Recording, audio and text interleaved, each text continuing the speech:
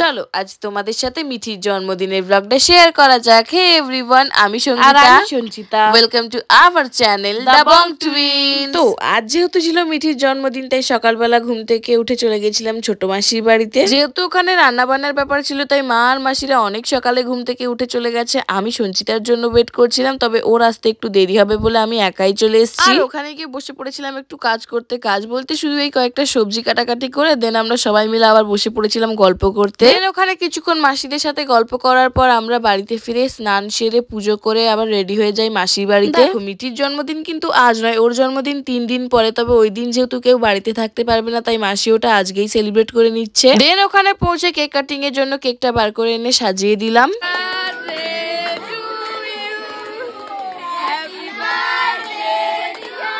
আর ওই cake cutting এর সময় আমার দাদারা যেসব গান বাজাচ্ছিল ওইগুলো শুনেই সবাই এত হাসাহাসি করছিল। এবারে আমরা ভেবে রেখেছিলাম যে কাউকেই কেক মাখাবো না, তবে টুকু দিয়ে এসে আজ সবার প্রথমে আমাদের কেক মাখায়, তারপরে আমরা সবাইকে ধরে ধরে কেক মাখিয়েছি। আর আজকে এইগুলো ছিল মিঠির বার্থডে স্পেশাল লাঞ্চ, যেগুলোকে খুব সুন্দর করে সাজিয়ে খেতে দেওয়া হয়েছে। সঞ্চিতার যেহেতু আজকে আগে খাওয়া হয়ে গেছিল, তাই লাস্টে আমরা যখন খেতে বসেছিলাম সবাই ওকে দিয়ে জোর করিয়ে খাবার সার্ভ করায়। আর আজকে দুপুরে না ঘুমিয়ে 2 বোন মিলে বসে সারা দুপুর ড্রামা দেখেছি। দেন বিকেলে এই বদমাসটা আসায় ওর সাথে কিছুক্ষণ খেলা করি। দেন মায়ের ফোনে সিমটা চেঞ্জ করে দিয়ে সবাই মিলে একসাথে বসে লুডো খেলতে। চলো আজকের মতো এতটাই, দেখা হচ্ছে আবার পরের ভিডিওতে। টাটা।